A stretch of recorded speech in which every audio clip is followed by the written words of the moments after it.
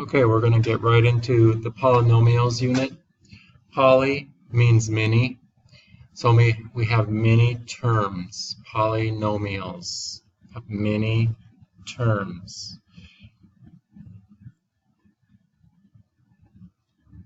Okay, so looking at example 1, we have 1, 2, 3, 4 terms, and terms are separated by adding and subtracting. So the first thing we're going to discuss here is what's known as end behavior. One of the uses for end behavior is graphing or sketching a graph, knowing what this function is doing on the ends of the function. So if you think about this function right here, the largest exponent, remember, represents the degree. And the degree tells us how many solutions there are.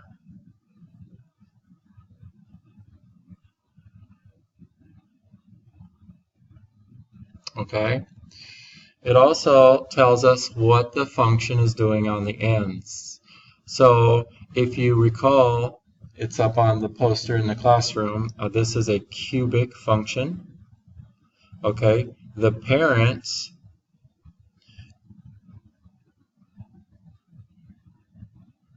for a cubic function is x cubed. And looking at the parent graph, it's going down on the left and up on the right. So when the degree is 3, okay, that's cubic, and it's going to be going down on the left and up on the right. So if I was to sketch this graph right here, I would know that on the left it would be going down, and on the right it would be going up. Okay, take a look at number 2 here. Notice that it's cubic again, the degree is 3. It has a reflection over the x-axis because the a value, which is always your leading coefficient on your degree term, is negative.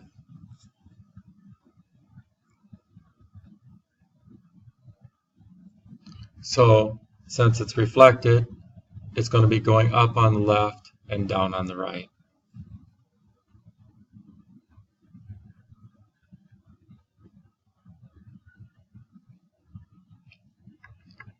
So notice that this got reflected down over here, and this got reflected up over here because of the negative in the front.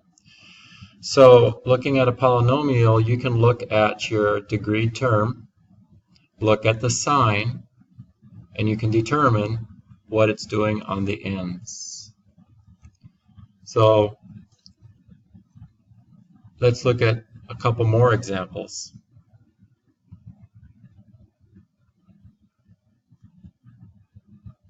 This time I'm going to mix things up a little bit.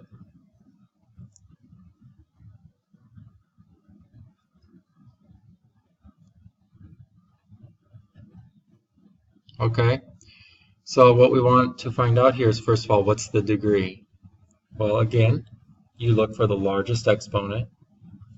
Now in this case, it's 4, and so to know what it's doing on the ends, we have to determine if this is an even or an odd degree. So it's even. It's an even degree term, which means that it's going to resemble a quadratic. So the parent for quadratic is y equals x squared. Notice that the sign of the a value is positive. So it's going to have the same end behavior as a positive x squared, which is up on the left and up on the right. So if we were to graph this polynomial, we would be going, since it's even degree, it's going to resemble a quadratic. So this would be going up on the left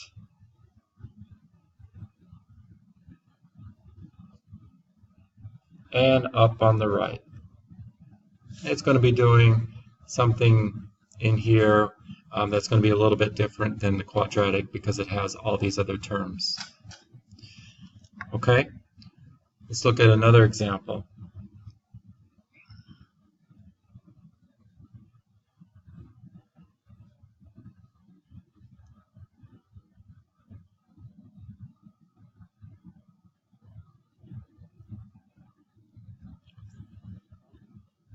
Okay, so let's look for the degree.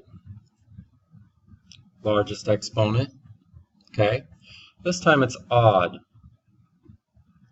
So it's going to resemble the cubic parent function, the end behavior for the cubic. Okay, the sign of the leading coefficient on the degree term is positive. Okay, so it's going to resemble the positive cubic parent function. So it's going to be going down on the left and up on the right. So when we graph this, again, it's going to resemble the parent. It's going to be going down on the left and up on the right. Let's look at one more example.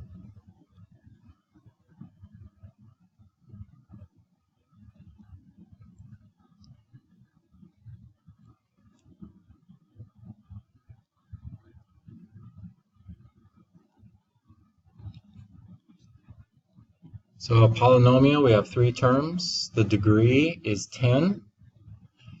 Okay, it's even. So that means that it's going to resemble a quadratic. So the sign here is negative. So this time we're going to resemble the quadratic function that's opening down on the left and down on the right. So again, it's even, it's negative. So if we were to sketch this, it would be going down on the left and down on the right. Okay, let's move on to finding the roots of a polynomial. So first of all, this first function is in standard form. Okay? And when you're in standard form, it's not as easy to calculate the roots. So let's take a look at a polynomial in factored form.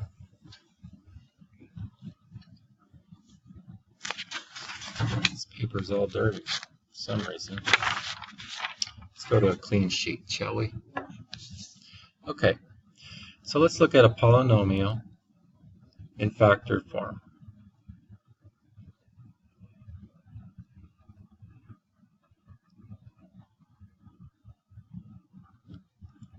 Okay, so notice that the degree is not quite as evident here. Okay, so to get the degree when you're in factored form, and you know you're in factored form because you're multiplying factors together. We're not separating these factors by adding and subtracting. They're being separated by multiplication. So to get the degree, we look at the exponent on each factor. So this is to the first power, first power, first power. So what we do is we add up the exponents on each factor. So 1 plus 1 plus 1 equals 3. Okay, so we have a third degree polynomial cubic function. So remember that if it's positive, it's going to be going down up, and if it's negative, it's going to be going up down. So if we multiply the leading term, so x times x times x, we get x cubed.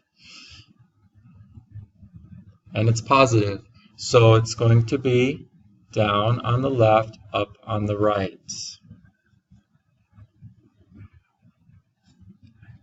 So making ourselves a graph here.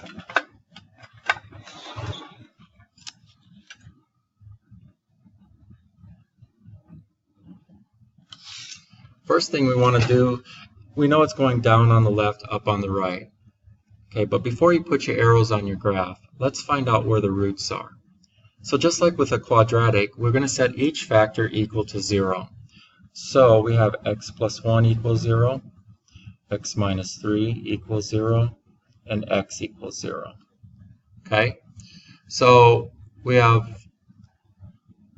a root of -1, a root of 3, and a root of 0. So let's plug those onto our graph. So -1, 3, 1, 2, 3, and 0. Okay, now that we know where the roots are, we can do our arrow down on the left, below the left point, and an arrow up on the right, above the right point. So to sketch this, since these are all single roots, remember single roots cross. Okay, so it's going to cross. Now since these are kind of close together, I'm going to make a little loopy-loo. I'm not quite sure how far to go.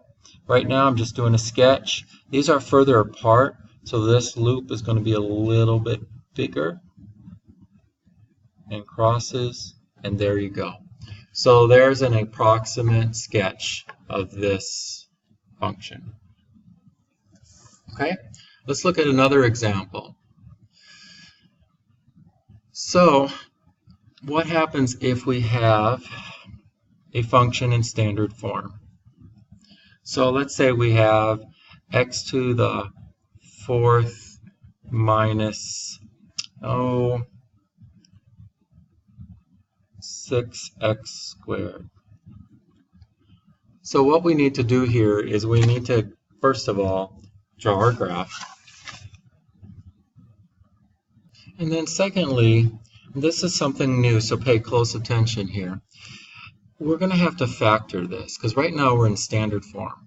Okay, we have a 4th degree polynomial, and so that means there's going to be 4 roots. Okay, and what are those roots? Because we're not sure what they are right now. We do know that since this is even and that it's a positive leading coefficient, it's going to be up, up on both sides. So how to factor this? So when you look at these two terms, notice they have an x in common. Actually, this one has 4 of them. This would be x times x times x times x. And this one has 2 of them, x times x. So the most x's you can factor here is 2, because this only has 2 x's here. So factoring out an x squared. Remember, I taught you that factoring means division. Okay, so when you divide like terms, remember from Algebra 1, when you divide like terms, you subtract the exponents. So we're taking 2 away from 4. And then taking 2 away from 2 leaves 0. So we're going to end up with minus 6.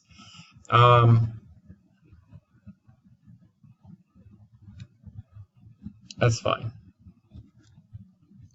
Okay?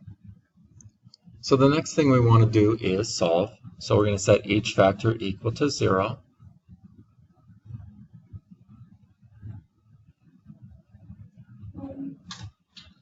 Okay, continue to solve. We're going to square root both sides. So here, notice that the degree of the polynomial was 2. So what we have here is a double root.